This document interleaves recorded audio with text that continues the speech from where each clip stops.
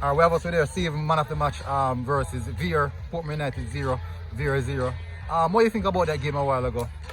Firstly, it was a disappointing result because we haven't won for the season so far, which we have played 2 games but we should have won.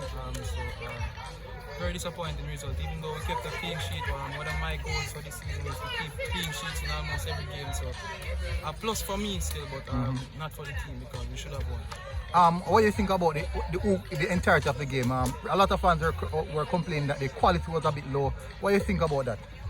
The season is still early, so for now it's all about getting the results. It's not about the beauty of the game. Football now, just to get the wins in.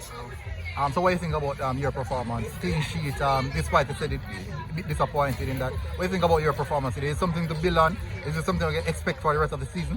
Yes, most definitely something I would like to build on for sure.